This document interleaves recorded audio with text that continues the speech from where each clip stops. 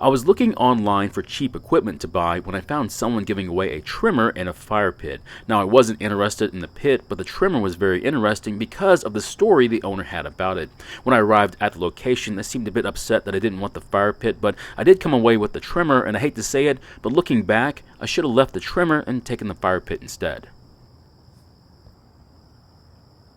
In today's video, we look at this hyper tough trimmer, and the problem is that according to the person who gave it away, it starts but it doesn't run the way it's supposed to, and it's all due to ethanol gasoline. Now, those are their words and not mine. I'll decide what happened to it after we fix it.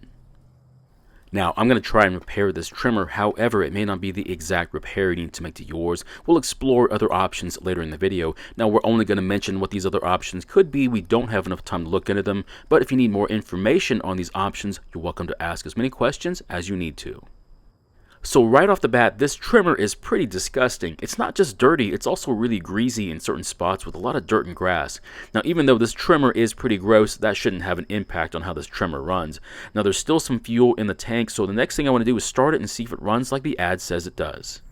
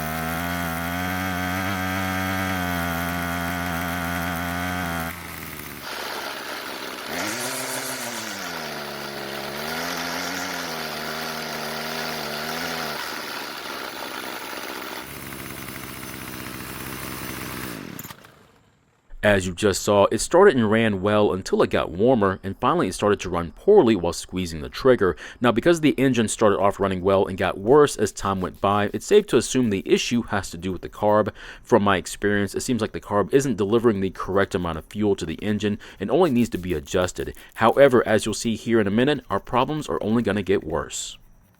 Before continuing working on this trimmer, I'm going to give it a quick cleaning, and the reason is pretty simple. First off, I want to keep my hands clean because I'm filming this repair. If I wasn't filming it, I'd probably clean it once right after the repair was done. The second reason is a bit more interesting.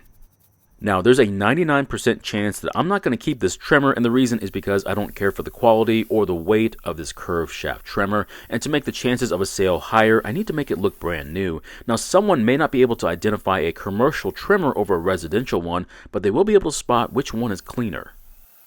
I know that sounds like a terrible justification for cleaning it, but I hate to say it, that is the way I feel when looking at equipment I'm buying. My eyes are drawn to the newer looking equipment, while the ones that are covered in dirt and oil and grass, I tend to not focus on as much. For example, if you saw an ad where they were selling two mowers of the same brand and model, and each one was the same price, but one of them looked more beat up, I think the newer one would be the first one to be sold. Now, a good cleaning isn't going to make a $30 trimmer turn into an $80 one, but it is going to help make sure someone's going to at least look at it a bit longer than if it looked the way it did before the cleaning. At least I don't have to worry about getting my camera gear covered in dirt and oil after it's been cleaned. The first thing I want to do is pour out the fuel that was inside the tank. Now, I've received a few comments about not running a trimmer with unknown fuel in it, but I need to confirm that what was inside the tank might be causing the issues this trimmer is experiencing, so that's why I used the fuel that came with it. So my first impression on the fuel that came out of the tank is not very good. The fuel looks like broth. I'm not sure why it looks this way, but I'm surprised that the engine even started and ran with this disgusting looking fuel. However, I do believe there's more to the problem than just fuel looking like apple cider. Now, since I have the fuel out of the tank, I'm going to redo the fuel lines. The reason I'm going to replace the fuel lines first, instead of looking at the carb, is that I want to confirm that we don't have a fuel supply issue, which could also be caused by a restricted fuel system. Once the lines are done, I'll then put some fresh fuel into the tank, start the trimmer, and see if that fixes our problem.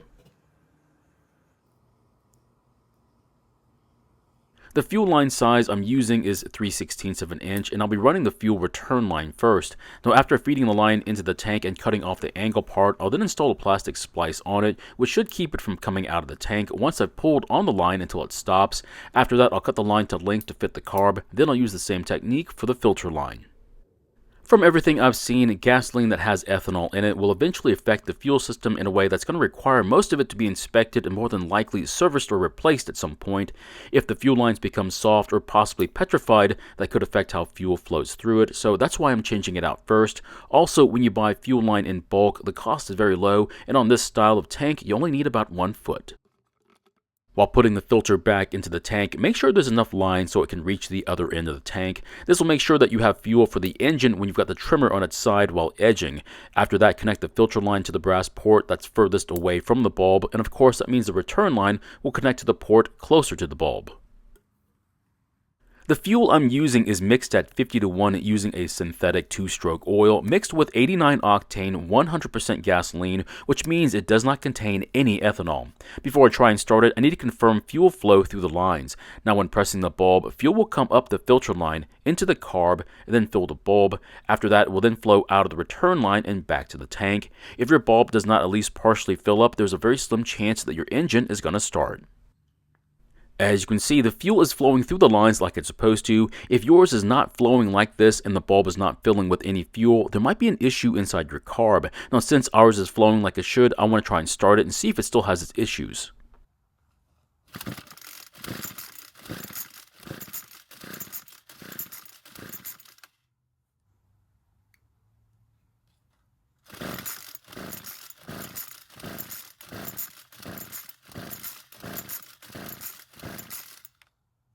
Unfortunately, it didn't do anything. It looks like this engine has a tendency to flood. That means I'll have to clear the flood again, and I think we need to inspect the carb.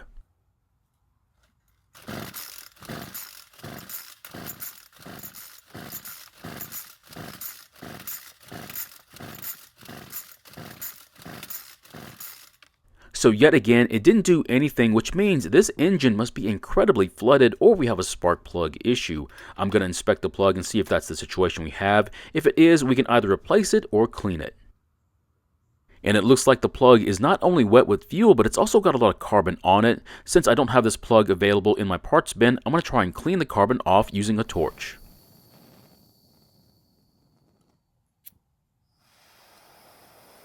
Now you don't have to use a torch to clean the spark plug, just make sure whatever you use can dissolve the carbon off of it. I like to use the torch because I find it very convenient and it's also a lot quicker. You do have to wait until it cools down, but if you're in a real hurry, you can install it hot. After burning the carbon to ash, I'll then use a wire brush to get off as much as possible, then we'll reinstall the plug, and then hopefully the engine will start. As you can see, it looks a lot better than before the cleaning, so I've got a good feeling that it's going to definitely start this time. If you do decide to replace the plug, please consider using a name brand plug if you're not going to use the OEM one. There's nothing wrong with using a generic, but I don't care for their quality.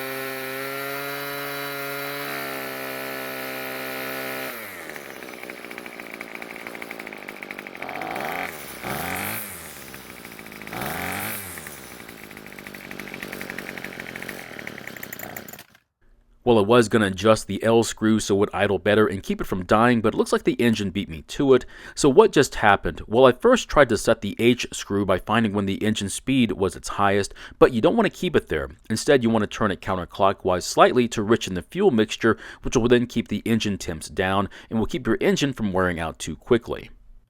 I was then going to adjust the L screw by turning it either direction and seeing how the engine was going to respond. Now, tuning your carb is like going to get glasses. The technician is going to ask you which one is better, and from those answers, you can then figure out if you need to keep turning the screws clockwise or counterclockwise. Now, I'm going to cut to the chase here. I did start the engine again, and I tried to adjust the carb, and it seemed like everything was working well until I realized I had a fuel leak. At first, I thought it was just the fuel cap until I realized the fuel was dripping from the carb down onto the cap. That's right, the carb was leaking fuel. Now, this might explain why this trimmer was so dirty. The fuel leak was attracting a lot of dirt to it. So here's the problem. When I typically have a fuel leak from a carb like this one, I would normally just replace it. However, I know a lot of the viewers would recommend that I at least try and rebuild it, so that's what we're going to do next. But that'll have to be in a later video because I've got other machines I need to fix right now. So in the end, we were able to get this engine to start and run, but if the carb is going to leak while the engine is not running, that's not going to be a good selling point, so I definitely need to fix it, but I can't break the budget on this one. So my question is, what would you do with this trimmer? Try and rebuild the carb, hoping it stops the leak, replace the carb, or just save that money and use this trimmer for parts instead? Thank you for watching. I really do appreciate your time here. Please feel free to ask me any questions about this project or your own projects, and I hope to see you in the next video.